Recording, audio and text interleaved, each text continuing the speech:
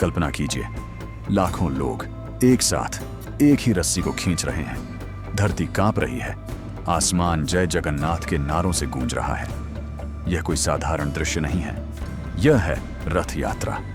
वह यात्रा जिसे देखने के लिए स्वयं भगवान अपने मंदिर से बाहर निकलते हैं। अगर आपने सोचा है कि भगवान सिर्फ मंदिर में बैठे रहते हैं, पूजा लेते हैं, तो आज आपकी सोच बदलने वाली है, क्योंकि आज हम बात करेंगे उस उत्सव की जहां भगवान खुद अपने भक्तों से मिलने सड़कों पर निकलते हैं। पूरा वीडियो देखिए, क्योंकि अंत में मैं आपको एक ऐसा रहस्य बताऊंगा जो बहुत कम लोग जानते हैं। रथ यात्रा, जिसे गुंडीचा यात्रा भी कहा जाता है, भारत के सबसे प्राचीन और सबसे बड़े धार्मिक उत्सवों में से एक है। यह हर साल आषाढ़ मास की शुक्ल द्वितीया को ओडिशा के पुरी शहर में मनाई जाती है। इस यात्रा में 3 देवता भाग लेते हैं।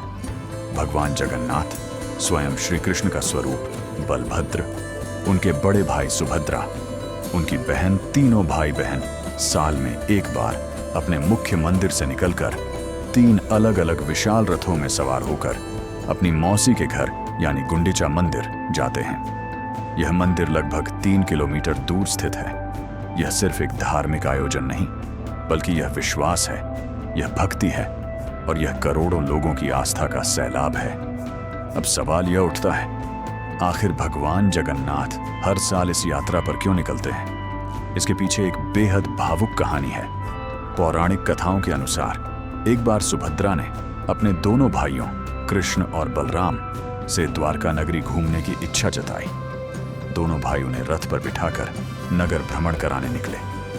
जब यह रथ नगर में से गुजरा तो नगरवासियों ने अपने आराध्य को इतने करीब से, इतनी सहजता से देखा, मानो भगवान स्वयं उनके द्वार तक चलकर आए हों। यही दृश्य इतना प्रिय हो गया कि इसे हर साल दोहराने की परंपरा शुरू हो गई। एक और मान्यता यह भी है कि सुभद्रा अपनी मौसी के घर जाना चाहती थी, और यही वजह है कि आज भी रथ यात्रा में तीनों देवता गुंडीचा मंदिर जाते हैं, जिसे भगवान की मौसी का घर माना जाता है। यहाँ एक गहरी बात छुपी है। भगवान जगन्नाथ जाति, धर्म, ऊंच नीच का भेद मिटाकर सबके बीच आते हैं। मंदिर में तो सीमित लोग ही दर्शन कर पाते थे, लेकिन रथ यात्रा में राजा हो या रंक, हर कोई एक साथ, एक बराबर होकर दर्शन करता है। अब जरा सोचिए, ये विशालकाय रथ आखिर बनते कैसे हैं?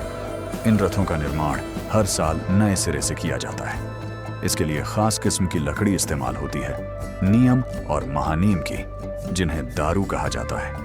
यह लकड़ी बसंत पंचमी के दिन से काटी जानी शुरू होती है और सैकड़ों कारीगर, बढ़ई और शिल्पकार महीनों तक दिन रात मेहनत करते हैं। तीनों रथों के नाम और बनावट अलग अलग हैं। 1. नंदी घोष, भगवान जगन्नाथ का रथ, ऊंचाई लगभग 45 फीट, रंग लाल और पीला पहिए 16.2। तालध्वज, बलभद्र का रथ, ऊंचाई लगभग 44 फीट, रंग लाल और हरा, पहिए 14.3। दर्पदलन, सुभद्रा का रथ, ऊंचाई लगभग 43 फीट, रंग लाल और काला पहिए 12। हर रथ को हाथ से खींचा जाता है, कोई मशीन नहीं, कोई इंजन नहीं, सिर्फ भक्ति की ताकत। हजारों लोग मोटी मोटी रस्सियां पकड़कर इन विशालकाय रथों को आगे बढ़ाते हैं। अब मैं आपको एक ऐसी परंपरा के बारे में बताता हूं जो रथ यात्रा को बाकी सभी उत्सवों से अलग बनाती है। इसका नाम है छहरा पहरा। यात्रा शुरू होने से पहले पुरी के राजा, जी हां, आज भी पुरी में एक राजघराना है, वे सोने की झाड़ू लेकर स्वयं रथ के आगे की सफाई करते हैं। सोचिए जरा, एक राजा जिसके पास हर सुख सुविधा है, वह खुद झाड़ू लेकर सफाई कर रहा है। यह इस बात का प्रतीक है कि भगवान के सामने राजा और रंक, अमीर और गरीब सब बराबर हैं, कोई बड़ा नहीं, कोई छोटा नहीं। यही तो जगन्नाथ संस्कृति की सबसे बड़ी सीख है, समानता। अब बात करते हैं उस दिन की, जिस दिन पूरी नगरी एक समंदर में बदल जाती है, इंसानों के समंदर में। सुबह से ही लाखों श्रद्धालु पुरी की गलियों में उमड़ पड़ते हैं। मंदिर से भगवान जगन्नाथ, बलभद्र और सुभद्रा को बड़े ही भव्य अनुष्ठानों के साथ बाहर लाया जाता है। इसे पहांडी विजय कहा जाता है। जैसे ही रथ की रस्सी खिंचती है, पूरा वातावरण जय जगन्नाथ के जयकारों से गूंज उठता है। शंख बजते हैं, ढोल नगाड़े गूंजते हैं और लोग नाचते गाते इस पल का हिस्सा बनते हैं। मान्यता है कि जो भक्त इस रथ को खींचने में मदद करता है या सिर्फ इसे छू भर लेता है, उसे मोक्ष की प्राप्ति होती है। यही वजह है कि हर साल देश विदेश से लाखों लोग सिर्फ इस एक पल के लिए पुरी पहुंचते हैं। रथ लगभग 3 किलोमीटर की दूरी तय करके गुंडिचा मंदिर पहुंचता है, जहां भगवान 7 दिनों तक विश्राम करते हैं। इसके बाद बहुड़ा यात्रा होती है, यानी भगवान की वापसी यात्रा अपने मूल मंदिर की ओर। अब एक दिलचस्प बात, रथ यात्रा सिर्फ पुरी तक सीमित नहीं है।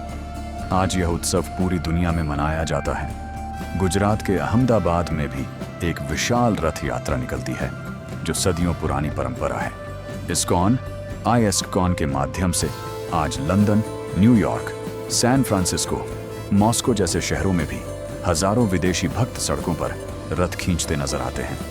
सोचिए, जिस परंपरा की शुरुआत हजारों साल पहले भारत की धरती पर हुई थी, आज वही परंपरा पूरी दुनिया के दिलों को जोड़ रही है। यही है जगन्नाथ संस्कृति की सार्वभौमिक शक्ति। यह किसी एक देश, धर्म या भाषा में बंधी नहीं है। रथ यात्रा सिर्फ एक उत्सव नहीं, बल्कि जीवन का एक गहरा दर्शन भी है। भगवान जगन्नाथ की मूर्ति अधूरी है, उनके हाथ पैर पूरी तरह तराशे नहीं गए हैं। यह हमें सिखाता है कि भगवान किसी भी रूप में, किसी भी अवस्था में पूजनीय है। पूर्णता जरूरी नहीं, भक्ति जरूरी है। यह यात्रा हमें यह भी सिखाती है कि जीवन खुद एक यात्रा है। जैसे रथ को आगे बढ़ने के लिए हजारों हाथों की जरूरत होती है, वैसे ही हमारा जीवन भी अकेले नहीं, बल्कि साथ, सहयोग और सामूहिकता से आगे बढ़ता है। अब वो बात जिसका मैंने शुरुआत में वादा किया था, क्या आप जानते हैं कि हर 12 या 19 साल में भगवान जगन्नाथ, बलभद्र और सुभद्रा की लकड़ी की मूर्तियां पूरी तरह बदल दी जाती हैं। इस प्रक्रिया को नवकलेवर कहा जाता है। सबसे रहस्यमयी बात यह है, जब पुरानी मूर्ति से नई मूर्ति में एक पवित्र तत्व, जिसे ब्रह्म पदार्थ कहा जाता है, स्थानांतरित किया जाता है, तो यह प्रक्रिया पूरी तरह अंधेरे में आंखों पर पट्टी बांधकर की जाती है। यहां तक कि जो पुजारी यह कार्य करते हैं, उनके हाथों में भी दस्ताने पहनाए जाते हैं ताकि वे उसे छू न सकें। आज तक कोई नहीं जानता कि उस ब्रह्म पदार्थ के अंदर